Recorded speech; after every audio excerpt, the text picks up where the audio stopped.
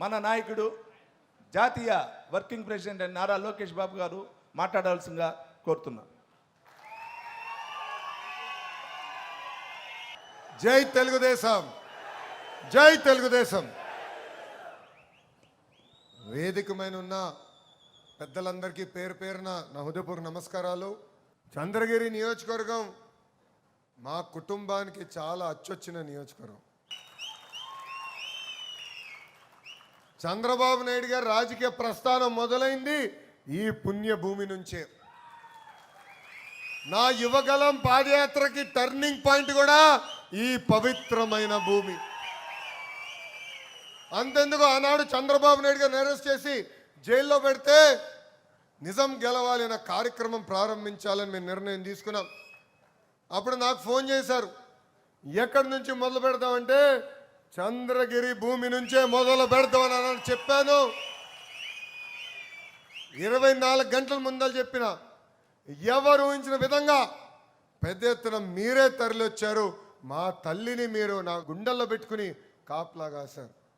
అందుకే చంద్రగిరి అంటే మా కుటుంబానికి ఎక్కడ లేని అనుబంధం. గడిచిన 22 నెలల్లో మనం అనేక సంక్షేమ అభివృద్ధి కార్యక్రమాలు చేశాం. ఒక పెన్షన్ విషయం చూడండి, భారతదేశంలో ఏ రాష్ట్రంలో ఇవ్వని విధంగా 4,000 రూపాయలు వృద్ధులకు పెన్షన్ ఇస్తున్నాం. వికలాంగులకు 6,000 ఇస్తున్నాం. బెడ్కే పరిమితమైన వాళ్ళకి 15,000 రూపాయలు మనం అందిస్తున్నాం. స్త్రీ శక్తి కింద మహిళలు బస్సులో ఉచితంగా ప్రయాణించకు మన ప్రభుత్వం కల్పించింది. తల్లికి వందనం కింద చదువుకున్న పిల్లలు ఎంతమంది ఉన్నా అంతమంది పిల్లలకి డబ్బులు వేస్తా ఉన్నాం. చేసి చూపించిన ప్రభుత్వం ఎన్డీఏ ప్రభుత్వం. దీపం పథకం ద్వారా గ్యాస్ సిలిండర్లు కూడా ప్రతి ఏటా 3 సార్లు డబ్బులు కూడా మనం అకౌంట్లో జమ చేస్తాం జరుగుతుంది. ఏకంగా ఇప్పుడు చేనేత సోదరులకి వచ్చే మాసం నుంచి 200 యూనిట్లు కరెంట్ ఉచితంగా కూడా మన ప్రభుత్వం అందజేస్తుంది. ఎన్ని ఆర్థిక ఇబ్బందులున్నా, ఎన్ని కష్టాలున్నా ఇచ్చిన ప్రతి హామీ నిలబెట్టుకో లక్ష్యంతో మనం పనిచేస్తున్నాం. ఆర్థిక ఇబ్బందులు ఉన్నాయి. ఒక పక్కన అధికార యంత్రాంగానికి సకాలం జీతాలు చెల్లించాలి, రిటైర్మెంట్ అయ్యే బెనిఫిట్లు అందించాలి, ఇంకో పక్కన సంక్షేమ కార్యక్రమాలు చేయాలి, అదేవిధంగా అభివృద్ధి కూడా చేయాలి. పరిశ్రమలు తీసుకురావాలి, రోడ్లు వేయాలి, బ్రిడ్జిలు కట్టాలి. ఆల్రెడీ మన పులి కూడా కొన్ని బ్రిడ్జిలు నాకు ఇచ్చున్నాడు. అంటే సంక్షేమ అభివృద్ధి అనేది జోడెద్దుల బండి. ఎన్ని ఆర్థిక ఇబ్బందులున్నా అవన్నీ అధిగమించుకుని ఈరోజు ముందరికెళ్తున్నాం. భారతదేశంలో 10 రూపాయలు పెట్టుబడి వస్తే ఆంధ్ర రాష్ట్రానికి దాంట్లో 2.5 రూపాయలు ఈరోజు వస్తాం జరుగుతుంది. అంటే 25% పెట్టుబడులు తీసుకొస్తున్నాం.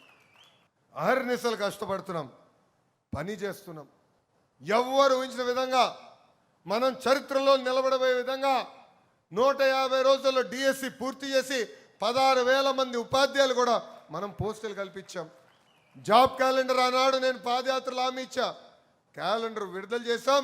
క్యాలెండర్ ప్రకారమే ప్రభుత్వ ఉద్యోగాలు కూడా మనం ప్రభుత్వం భర్తీ చేయబోతుంది. కార్యకర్తలు కూడా ముందలు తీసుకెళ్తున్నాం. కార్యకర్తనే అధినేత అని పదే పదే ఎందుకు చెప్తున్నానంటే మార్పు వేదికమైన ఉన్న పెద్దల దగ్గర నుంచి మొదలవ్వాలి. ఈరోజు మేము ఈ వేదికమైన కూర్చున్నామంటే దానికి కారణం మా ముందలున్న తెలుగుదేశం పార్టీ కార్యకర్తలు. ఏ పార్టీ చేయని విధంగా ప్రమాద బీమా 5 లక్షల రూపాయలు అందిస్తున్నాం. ఇప్పటికే ఆ ఒక్క కార్యక్రమం ద్వారా 150 కోట్ల రూపాయలు కార్యకర్తల కుటుంబానికి అండగా నిలబడడానికి మనం డబ్బులు ఇచ్చాం. ఇంతేకాదు, దొంగ కేసులు పెట్టారు. మన ప్రతిపక్షంలో ఉన్నప్పుడు సుమారుగా 3,200 కేసులు పెట్టారు. 40,000 మంది కార్యకర్తల పైన పెట్టిన కేసులు. అది మీ లోకేష్ పైన కూడా 23 కేసులు పెట్టారు. రౌడీ షీటర్ కూడా పెడతారు అనుకున్నా, పెట్ల. నాకు ఆ బంపర్ ఆఫర్ ఇవ్వాల సైకో. కానీ కార్యకర్తల పైన గతంలో పెట్టిన కేసులని న్యాయబద్ధంగా చూసి అన్ని కేసులు ఇప్పుడు తీపిస్తున్నాం. సుమారుగా 2,000 కేసులు ఇప్పటికీ తీసేస్తాం జరిగింది. 2014 నుంచి 19 వరకు ఆనాడు కార్యకర్తలు అనేక అభివృద్ధి కార్యక్రమాలు పనిచేశారు, ఉపాధి హామీ పనులు చేశారు. ఆనాడు బిల్లు కొంచెం ఆలస్యమైనాయి, దానివల్ల 5 సంవత్సరాలు నష్టపోయాం. మన ప్రభుత్వ అధికారులకు వచ్చిన తర్వాత చాలా వరకు బిల్స్ అన్ని క్లియర్ చేశాం. పెండింగ్ ఏమైనా ఉంటే పార్టీ ఆఫీస్కి రండి, ఆ వివరాలు ఇవ్వండి, క్లియర్ చేయించే బాధ్యత మీ లోకేష్ తీసుకుంటాడని ఈ సభాముఖం నేను హామీ ఇస్తున్నాను. ఇంకా కార్యకర్తలు అనేది మనందరం సొంత కాలుపై నిలబడాలి. కార్యకర్తల్ని ఆర్థికంగా బలోపేతం చేయాల్సిన బాధ్యత మాది. మార్గాలు మేము చూపిస్తాం, కష్టపడే బాధ్యత మీదని ఈ సభాముఖం మీ అందరికీ నేను తెలియజేస్తున్నాను. కలిసికట్టుకు వెళ్దాం. తప్పుడు పనులు చేస్తే ఎప్పుడొకసారి మనం పట్టుకుంటారు. మనం ఏనాడు తప్పు చేయలేదు కనుకనే ఈరోజు తలెత్తుకుని మనం తిరగలుగుతున్నాం. ఆనాడు చంద్రబాబు నాయుడు గారిని జైల్లో బంధిస్తే సమాజం నమ్మల. చంద్రబాబు నాయుడు గారు లాంటి వ్యక్తి అలాంటి పని చేయరని పెద్ద ఎత్తున రోడ్డుపై కూడా వచ్చి మనకు అండగా నిలబడటం జరిగింది. ఇది ఇక్కడున్న మనందరం గుర్తుపెట్టుకోవాల్సిన అవసరం ఉంది. తెలుగుదేశం పార్టీ అనేది ఒక పెద్ద కుటుంబం లాంటిది. కుటుంబం అన్నప్పుడు చిన్న చిన్న సమస్యలు ఉంటాయి. వేదిక మీద ఉన్న పెద్దలందరూ తెలుసు, పార్టీలో సంస్కరణలు తీసుకొచ్చేదాకా నేను ఎంతో పోరాడాను. జిల్లా వ్యవస్థ నుంచి పార్లమెంట్ వ్యవస్థ తీసుకొచ్చేదాకా నాకు 2 సంవత్సరాలు పట్టింది. మీరందరూ అనుకోవచ్చు లోకేష్కి ఏముంది అబ్బా చెప్తే అయిపోతుందని. సైకోతో ఎంత పోరాడానో దానికి 5 రెట్లు ఎక్కువ నేను పార్టీలో పోరాడా. అరే ఇది మన పార్టీ, మనందరం ఒక కుటుంబం. నమ్మకున్న సిద్ధాంతం కోసం మనందరం పోరాడాలి, మాట్లాడుకోవాలి. నేను ఎన్నో మార్లు చంద్రబాబు నాయుడు గారితో మాట్లాడా, అధ్యక్షులతో చర్చించా. కొన్ని విషయాలు నేను ఏకీభవించవచ్చు, కానీ చంద్రబాబు నాయుడు గారు మన అధ్యక్షులు ఒక్కసారి నిర్ణయం తీసుకుంటే శిరస్సు వంచి 100కి 100% నేను అమలు చేస్తాం జరిగింది. మనది ఒక పెద్ద కుటుంబం, కలిసికట్టుగా పనిచేయాలి. ఎందుకంటే మన పార్టీలో కోవిడ్ కన్నా దారుణమైన ఒక జబ్బు ఉందండి. ఆ జబ్బు పేరేంటో తెలుసా? ఇంపట్లో అక్కడికి చెప్పండి. అలక. మనం వేరే పార్టీలకు వెళ్ళాం, సస్యమైన వేరే పార్టీకి ఓటేయం, కానీ ఇంట్లో పడుకుంటాం, అలాగే ఇంట్లో పడుకుంటాం. దానివల్ల నష్టపోయేది ఎవరు? ముందల మనం. తెలుగుదేశం పార్టీ కార్యకర్తలుగా మనం నష్టపోతాం, దాని తర్వాత ఆంధ్ర రాష్ట్ర ప్రజలు నష్టపోతున్నారు. 2019 నుంచి 24 వరకు మనం ఎంత ఇబ్బంది పెట్టారో మీ అందరూ మర్చిపోయినట్టున్నారు. బయట కనీసం రానిచ్చేవారు కాదు. పాదయాత్రలో నేను మైక్ పట్టుకుని మాడితే మైక్ లాక్కున్నారు, స్టూల్ ఎక్కితే స్టూల్ లాక్కుని వెళ్ళిపోయారు. నాకు ఎక్కువ ఖర్చు అయింది ఆ స్టూల్లే. రోజుకు ఒక 5 స్టూళ్ళు పట్టుకెళ్ళిపోయారు. ఎంత ఇబ్బంది పెట్టారో మనకు తెలుసు. నాని అన్నకు తెలుసు, నా 43 రోజులు నాతో ప్రతిరోజు నడిచాడు. బంగారు పాలనలో మాట్లాడాలనుకుంటే మైక్ లాక్కునే ప్రయత్నించారు, బ్యాలెక్కిని ఎక్కి మరీ మాట్లాడటం జరిగింది. సో కష్టపడిన రోజులు మనం మర్చిపోకూడదు. వాళ్ళు మనం ఇంత ఇబ్బంది పెట్టారు, అది మరవకూడదు. మన ఆవిర్భావ దినోత్సవం అప్పుడు ఒక వీడియో వచ్చింది బయటికి, అంటే కార్యకర్తలు ఎట్లా వేధించారని. అది ఒక్కసారి చూస్తే మళ్ళీ పాత రోజులు గుర్తొచ్చినాయి. అనగాని సత్య గారు కానివ్వండి, అటు అచ్చన్ని కానివ్వండి, అంతెందుకు మన అధ్యక్షులు పల్లా శ్రీనివాస్ గారు ఒక కమర్షియల్ కాంప్లెక్స్ కట్టుకుంటే దాన్ని కూడా వాళ్ళు తీయేస్తాం జరిగింది. ఇది ఇక్కడున్న మనందరం మర్చిపోకూడదు. అలకకి ఫుల్ స్టాప్ పెట్టాల్సిన బాధ్యత మనందరి పైన ఉంది. ఎందుకంటే నేను ప్రతిదీ ట్రాక్ చేస్తున్నా. మై టీడీపీ ద్వారా ఎవరు పని చేస్తున్నారో ఎవరు పని చేయట్లేదో ట్రాక్ చేస్తున్నా. పొరపాటున మీరు అలిగి ఇంట్లో పడుకుంటే మటుకు కర్ర పట్టుకుని మేము వస్తామండి, మేము బయట లాక్కుంటాం. అరే ఇది మన కుటుంబం, ఇది మనం కుటుంబం లాంటి వాళ్ళం. మనం మాట్లాడుకోవాలి, సమస్యలు ఏమైనా ఉంటే మనం చర్చించుకోవాలి. నేనన్నా మిమ్మల్ని కన్విన్స్ చేస్తా, మీరన్నా నన్ను కన్విన్స్ చేసిన తర్వాతనే మనం బయటికి వెళ్ళాలి తప్ప బయట మాట్లాడాల్సిన అవసరం మన ఎవరికి లేదు. ఇది ఇక్కడున్న కార్యకర్తలందరూ గుర్తుపెట్టుకోవాలని కోరుకుంటున్నా. పాదయాత్రలో చాలామంది అడిగారు, పనిచేసే వాళ్ళని పనిచేయని వాళ్ళ మధ్యన తేడా చూపించాలి మీరు. ఆనాడే చెప్పా, టెక్నాలజీతో మిమ్మల్ని జోడిస్తాం, పనిచేసే వాళ్ళని ప్రోత్సహిస్తామని చెప్తాం కూడా జరిగింది. ఇక్కడ అడుగుతున్నా, ఎంతమందికి ఇప్పుడు మై టీడీపీ యాప్ ఉందో చేతుల పైకి ఎత్తండి. వాడుతున్నారా? ఇన్ఫర్మేషన్ అంత వస్తుంది కదా. మీరు పార్టీ కోసం చేస్తున్న ప్రతి పని మై టీడీపీ యాప్ ద్వారా మాకు తెలియజేయాల్సిన బాధ్యత ఉంది. ఎందుకంటే 46,000 బూతులు, ప్రతి బూత్లో ఏ కార్యక్రమం జరుగుతుందో మేము చూడాలంటే ఏదో టెక్నాలజీ మార్గం అనేది అవసరం. ఇక్కడ కొంతమంది సీనియర్లు ఉన్నారు. 1982లో సభ్యత్వం అంటే పుస్తకాలు వచ్చేది. నీట్గా మీరు ఇంట్లో కూర్చొని అన్నీ నింపేసేవారు. ఊరిలో ఉన్న అందరి పేర్లు నింపేసేవారు. అలాంటిది ఇప్పుడు వాట్సాప్ తీసుకొచ్చాం. సింపుల్గా మీరు మీ ఇంట్లో కూర్చొని సభ్యత్వం తీసుకోవచ్చు, కార్డు మీ బూత్కి పంపిస్తాం కూడా జరిగింది. సో టెక్నాలజీ మార్గం వచ్చింది. నెట్ఫ్లిక్స్ వాడతారు కదా, యూట్యూబ్లో వీడియోలు చూస్తారు, స్విగ్గీ జొమాటోలో భోజనం ఆర్డర్ ఇచ్చుకుంటారు.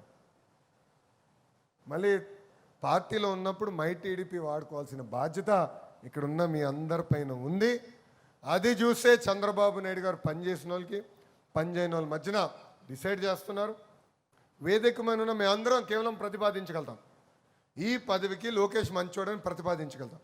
కానీ చివరిగా చంద్రబాబు నాయుడు గారు మీ సభ్యత్వ నంబర్ కొడితే మీ చరిత్ర మొత్తం వచ్చేస్తుంది. 2014 నుంచి ఎవరు పనిచేసినారు, ఎన్నిసార్లు సభ్యత్వం తీసుకున్నాడు, పిలిపించిన కార్యక్రమం చేశారా లేదా, ట్రాన్స్పరెంట్గా ఆయన తెలిసిపోతుంది. సో దయచేసి ఇది గుర్తుపెట్టుకోవాలి. సామాన్య కార్యకర్తలు గుర్తించాలి. వాళ్ళని ఏకంగా పాలిట్ బ్యూరోకి తీసుకెళ్ళ లక్ష్యంతో మేము పనిచేస్తున్నాం. అందుకే ఎప్పుడు లేని విధంగా పార్టీ చరిత్రలో మొదటిసారి ఈరోజు రిలీజ్ అయిన కమిటీలో ఒక క్లస్టర్ ఇన్ఛార్జ్, ఒక మండల పార్టీ అధ్యక్షుడు కూడా పాలిట్ బ్యూరోకి వస్తాం జరిగింది. అందరం పనిచేద్దాం. పార్టీ పిలిపించిన ప్రతి కార్యక్రమాన్ని మై టీడీపీ ద్వారా పార్టీకి తెలియజేయాలని ఇక్కడ ఉన్న మిమ్మల్ని అందరినీ కోరుతున్నాం. ఎందుకంటే ఆవిర్భావ దినోత్సవం అప్పుడు బాగా పనిచేసే వాళ్ళు గుర్తించారు. కొంతమంది నా పైన అలిగారు, అలక ఉంది కదా, అలాగే ఫోటోలు దిగితేనే చాలా అని అడిగారు. మై టీడీపీ అనేది ఫోటోల కోసం కాదు, ఎవరు పనిచేశారో తెలుసుకునేదానికి. దాంట్లో భాగంగా ఒక ఫోటో అప్లోడ్ చేయమని మేము చెప్తాం. లేదంటే పనిచేసినోడికి పనిచేయనోడు తేడా తెలియదు. జనరల్గా నేను గమనించిన ఒక విషయం ఉందండి, పనిచేసిన కార్యకర్త ఏనాడు మాట్లాడు, పని చేసుకుంటూ వెళ్తాడు, పని చేయనాడు నాపైన యుద్ధం చేస్తాడండి. మొన్న ఒకడు పెట్టాడు, నేను పార్టీ ఆవిర్భావం నుంచి ఉన్నా, డూమ్ డామ్ తప్పకాయని పెట్టి సభ్యత్వ నంబర్ పెట్టాడు. ఏమో పెద్ద చాలా పెద్ద అనుకుని వెళ్ళి సభ్యత్వ నంబర్ కొడితే కరెక్ట్గా 24 సభ్యత్వం ఒకటే తీసుకుని ఉన్నాడు ఆయన. నా పైన యుద్ధం చేస్తున్నాడు. సో పనిచేసే వాళ్ళు గుర్తించాల్సిన బాధ్యత ఉంది, కానీ పనిచేసినట్టు తెలియజేయాల్సిన బాధ్యత మీ పైన ఉంది. ఒక వ్యవస్థ అది. అందుకే మై టీడీపీని రూపొందించాం. దాంట్లో మీరు అందరూ భాగస్వామ్యం అవ్వాల్సిన అవసరం ఉంది. ఇంకో పక్కన పులివెందుల ఎమ్మెల్యే గారు కూడా ఉన్నారు. ఆయనకి ఈ మధ్యన సిసిడి జబ్బు వచ్చిందండి. సిసిడి, క్రెడిట్ చోరీ డిసార్డర్, క్రెడిట్ చోరీ జబ్బు. ఆసిలర్ మిత్తల్ ఆంధ్ర రాష్ట్రానికి వస్తుందంటే ప్రెస్ మీట్ పెట్టి అది పక్క రాష్ట్రం వెళ్ళిపోయింది, లోకేష్ అబద్ధం చెప్పాడంటాడు. మళ్ళీ కొబ్బరికాయ కొట్టి శంకుస్థాపన అయిన తర్వాత నేనే తీసుకొచ్చాను, 4 సంవత్సరాల క్రితం ఆ కంపెనీ వాళ్ళు కలిశానని చెప్తాడు. ఎంత అన్యాయమో చూడండి. ఊరూరు తిరిగా ప్రతి నియోజకవర్గంలో చెప్పా, ఎవరైతే ప్రజల్ని కార్యకర్తలు ఇబ్బంది పెట్టారో వాళ్ళపైన యాక్షన్ తీసుకుంటున్నా, వాళ్ళ పేర్లు ఎర్ర బుక్లో ఉన్నాయని నేను ఆనాడు ప్రజలు చెప్పా. అందుకే మమ్మల్ని గెలిపిస్తాం జరిగింది. కానీ మేము రాజారెడ్డి రాజ్యాంగం అమలు చేయట్లేదా? అమర్నాథ్ గౌడ్ లాంటి చిన్నారిని పెట్రోల్ పోసి మేము తగలబెట్లా. అబ్దుల్ సలాం లాంటి కుటుంబాన్ని మేము వేధించి ఆత్మహత్య చేసుకునే పరిస్థితి తీసుకురాలా. తోట చంద్రయ్య ఏం తప్పు చేయని వ్యక్తిని నడివీధిలో మేము చంపల. అది రాజారెడ్డి రాజ్యాంగం చేసింది. ఆ సైకో ప్రజలకి మనం తెలియజేయాలి. 10 సార్లు చెప్పాలి. ఎందుకంటే మంచి రోజులు వచ్చినాయి, పోలీస్ సోదరులందరూ సెల్యూట్ కొడుతున్నారు. అమ్మయ్య అనుకుంటే చాలా ఇబ్బంది పడతాం. మనలో కసి పోకూడదు, మనలో ఎప్పుడు ఆకలి అనేది ఉండాలి. మిమ్మల్ని అందరినీ పరిగెత్తిచ్చే బాధ్యత కూడా నేను తీసుకోబోతున్నా.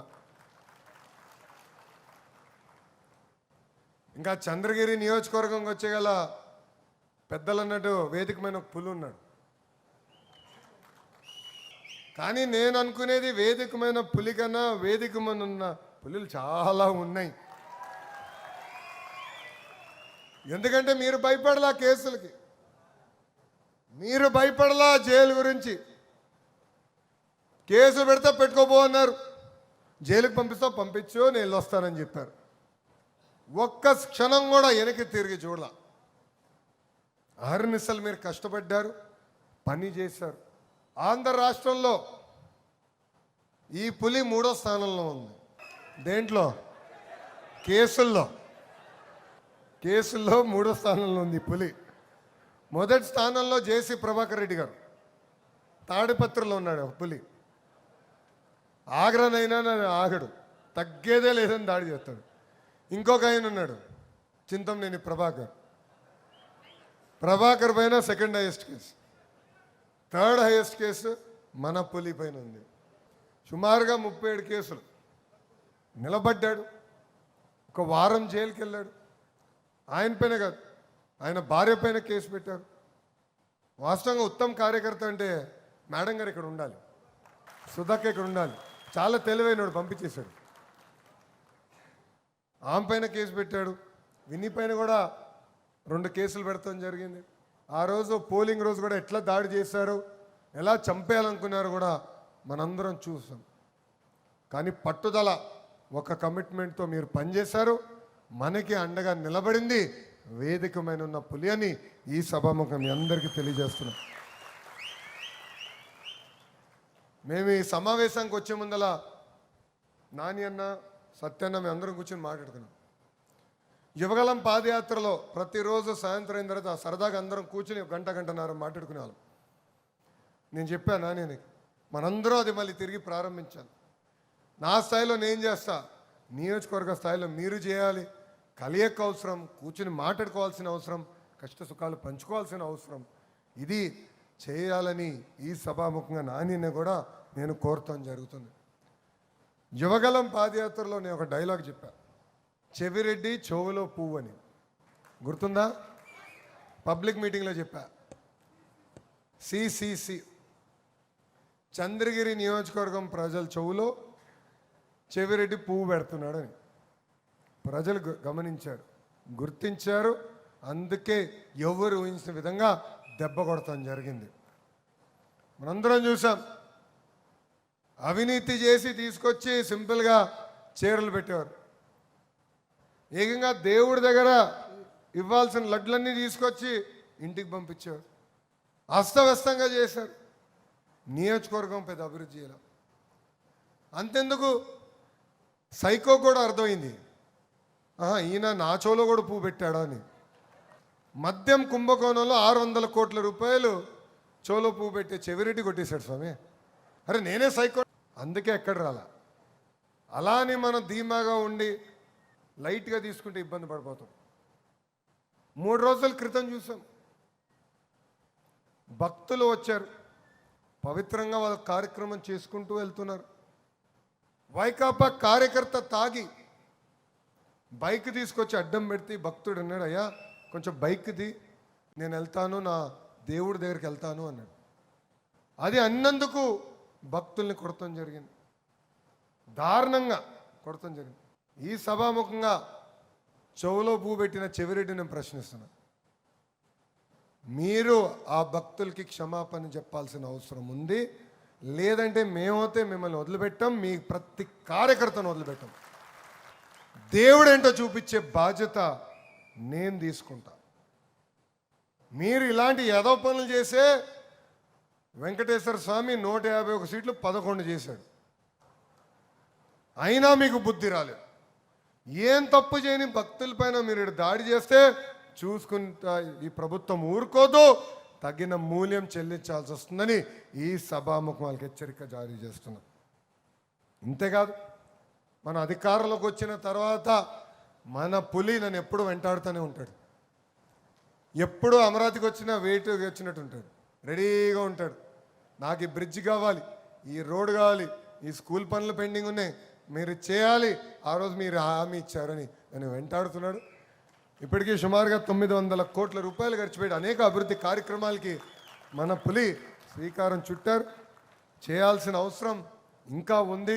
22 నెలలైంది అధికారంలోకి వచ్చి. ఒక పక్కన రోడ్లు వేయాలి, డ్రైన్లు కట్టాలి, బ్రిడ్జ్లు వేయాలి. ఎందుకంటే గడిచిన 5 సంవత్సరాలు కనీసం గుంటలు కూడా పూడ్చలేవాలి. సో అనేక అభివృద్ధి కార్యక్రమాలు చేయాల్సిన అవసరం ఉంది. ఒక పద్ధతి ప్రకారం మనందరం కలిసికట్టుగా ముందరికి వెళ్ళాలి. అభివృద్ధి సంక్షేమం 2 జోడెద్దుల బండిగా ముందలు తీసుకెళ్ళాలి. కానీ కార్యకర్తలు కూడా నేను కోరేది, ఒక సంక్షేమం అభివృద్ధితో పాటు పార్టీ సిద్ధాంతాలు మనం గుర్తుపెట్టుకోవాలి. ఇక్కడున్న క్లస్టర్ ఇన్ఛార్జెస్ అందరికీ తెలుసు, ట్రైనింగ్లో 6 శాసనాల గురించి పదే పదే మేము ఆడుతున్నాం. ఎందుకంటే జీవితంలో అనేక నిర్ణయాలు మనం తీసుకోవాల్సి వస్తుంది. తీసుకోవాల్సి వచ్చినప్పుడు 6 శాసనాలు ఒక్కసారి ఆలోచిస్తే మనకి మార్గం దొరుకుతుంది. సో సిద్ధాంతపరంగా మన పార్టీని బలోపేతం చేసుకోవాలి, కలిసికట్టుగా ముందరికెళ్ళాలని ఇక్కడున్న కార్యకర్తలందరికీ నేను పిలిపిస్తున్నా. అంతేకాకుండా మన పులి అడిగాడు మా నియోజకవర్గానికి కొన్ని పరిశ్రమలు తీసుకురామని. తప్పనిసరిగా ఆంధ్ర రాష్ట్రానికి పెద్ద ఎత్తున పెట్టుబడులు వస్తున్నాయి. మన చంద్రగిరి నియోజకవర్గానికి, మా కుటుంబానికి అచ్చొచ్చిన నియోజకవర్గానికి తప్పనిసరిగా పరిశ్రమలు తీసుకొచ్చే బాధ్యత నేను తీసుకుంటానని మన పులికి నేను హామీ ఇస్తూ, మొన్న జరిగిన ఎన్నికల్లో మనందరం 3 పార్టీలు కలిసికట్టుగా పోరాడాం. Telugu Desam party, Janasena party, Bharatiya Janata party 3 పార్టీలు కలిసికట్టుగా పోరాడాం. మనం ఈరోజు ఒక కుటుంబం లాంటి వాళ్ళం. సమస్యలు ఉండొచ్చు, కానీ ఆ సమస్యలు మనమే కూర్చుని పరిష్కరించుకోవాలి. పవన్ అన్న చాలా స్పష్టంగా చెప్తున్నారు, 1 కాదు 2 కాదు 3 టర్ములు తిరిగి ఎన్డీఏ అధికారంలోకి రావాలి. అప్పుడే దారి తప్పిన రాష్ట్రం సరైన దారిలో పెడతాను. నేను ఒకరోజు ఢిల్లీకి వెళ్ళి అక్కడ ఒక ఇండియా టుడే కాన్క్లేవ్లో మాట్లాడుతూ అతను అడిగాడు, మీరు మళ్ళీ గెలుస్తారని, తప్పనిసరిగా 29 మేము అధికారంలోకి వస్తున్నాం ఈ కారణాలు అని చెప్పాను. అప్పుడు పవన్ అన్న నాకు ఫోన్ చేశాడు, అరే 29 ఒకటే చెప్పావేంట్రా అన్నాడు. అదేంటి అన్నాడు, 3 సార్లు మనం వస్తున్నాం చెప్పాలి రా భయ్, 29 కాదు 3 సార్లు మనం వస్తున్నాం. అది మనకున్న బంధం. ఈరోజు ఆంధ్ర ప్రజలు ఏం కోరినా ఆ కోరికలు తీర్చున్నారు గౌరవ ప్రధానమంత్రి నరేంద్ర మోడీ గారు. విశాఖ ఉక్కు ప్రైవేటీకరణ జరగకుండా చూశారు. విశాఖపట్నానికి రైల్వే జోన్ తీసుకురావాలన్నాం, ఆయన శాంక్షన్ చేశారు. ఆగిపోయిన అమరావతి పనులన్నిటికీ నిధులు ఇచ్చారు, పనులు ప్రారంభించాం. పోలవరంగా ప్రతి రూపాయి కేంద్ర ప్రభుత్వం ఇస్తుంది. అంతేకాదు, ఎవరిని వచ్చి భారతదేశంలో పెట్టుబడులు పెట్టాలనుకుంటే మంచి రాష్ట్రం ఉంది, ఆంధ్ర రాష్ట్రాన్ని కూడా వెళ్ళి పెట్టుబడులు పెట్టండి అని ఏకంగా ప్రధానమంత్రి గారే ఆయన దారి చూపిస్తున్నారు. భారతదేశంలో ఏ రాష్ట్రానికి రాజధానికి చట్టబద్ధత లేదు, కానీ ఒక ఆంధ్ర రాష్ట్ర ప్రజలు కోరారని ఏకంగా ప్రధానమంత్రి గారే స్వయంగా అది పార్లమెంట్కి తీసుకెళ్లి పాస్ చేపిస్తాం జరిగింది. 47,000 కోట్ల లోటు బడ్జెట్, అనేక ఇబ్బందులు ఉన్నాయి, కానీ అన్నీ అధిగమించుకుని మనం ముందరికి వెళ్తున్నాం అంటే కేంద్ర ప్రభుత్వం సహకారం కూడా మనకుంది. అందుకే 3 పార్టీలు కలిసికట్టుగా పనిచేద్దాం.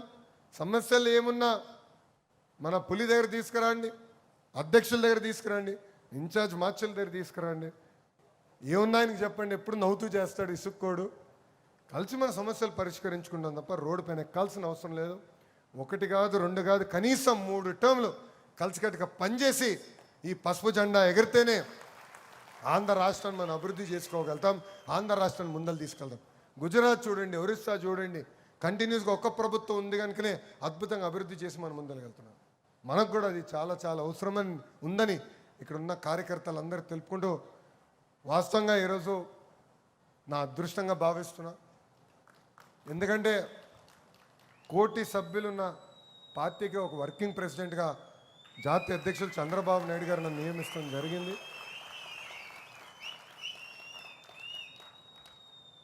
బాధ్యత అంటారా భారం అంటారా నాకు తెలియదు. సడన్గా మొన్నటి వరకు ఎటుకో పరిగెడుతున్నా, ఈరోజు అనౌన్స్మెంట్ అయిన తర్వాత కొంచెం బరువు పెరిగినట్టుంది నాకు. అంటే కష్టపడాలి, ఇంకా పని చేయాలి. నేను పడుకోను, మిమ్మల్ని పడుకోను నేను స్వామి. సత్య నాకు తెలుసు, చాలా ప్రిపేర్ అవుతా, చాలా సిస్టమేటిక్గా పనిచేస్తా. పార్టీలో కూడా మార్పులు రావాలని బలంగా నమ్మే వ్యక్తిని. కంటిన్యూస్గా మార్పు అనేది ఉంటేనే మనకు కూడా ఉత్సాహం ఉంటుంది. నేను మా టీంకి ఒకటి చెప్తా, నిన్న చేసింది నేను మళ్ళీ రిపీట్ చేయను. ఈరోజు చేసింది రేపు నేను రిపీట్ చేయను.